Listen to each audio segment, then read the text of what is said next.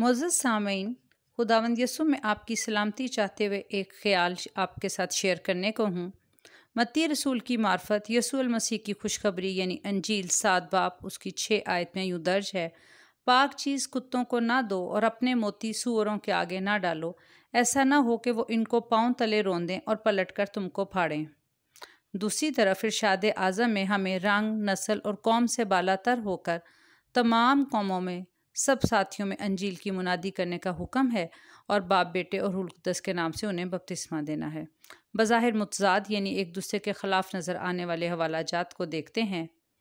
پاک چیز بلا شبہ زندگی بخش، صحت بخش کلام یعنی گناہ گاروں کے لیے نجات کے پیغام کو کہا گیا۔ ہاں، کتے اور سور کنہیں کہا گیا؟ امثال 26 باب اس کی 11 آیت۔ جس طرح کتا اپنی اگلے ہوئے کو کھاتا ہے، اسی طرح احمق اپنی ہی حماقت کو دہراتا ہے۔ دوسرا پطرس 2 باب اور اس کی 22 آیت میں ہم پڑھتے ہیں کہ ایسے تمام لوگ جو راست بازی کی راہ کو جان تو گئے لیکن اس پاک حکم سے پھر گئے، ان کے لیے کہا گیا کہ کتا اپنی قے کی طرف رجوع کرتا ہے اور نہلائی ہوئی سورنی دلدل میں لوٹنے کی طرف۔ ساتھیوں، ہم نے دیکھا کہ کتا اور سور کو استعارن پاک کلام میں استعمال کیا گیا،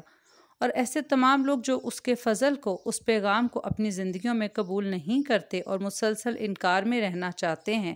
انہیں اس سے تشبیہ دی گئی۔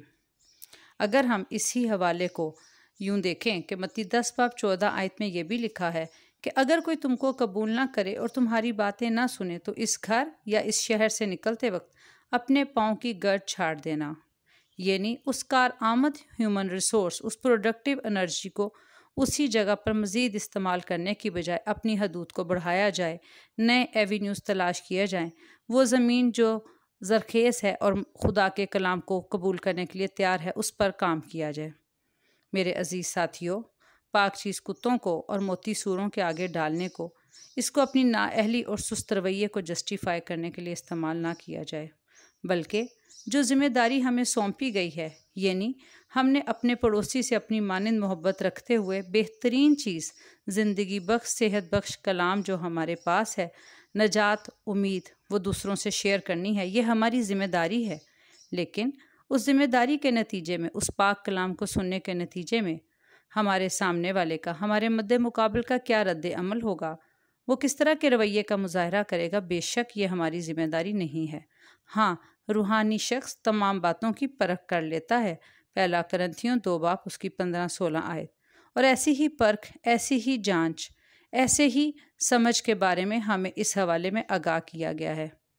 بے شک ہمیں جبری مسیحی نہیں بنانا،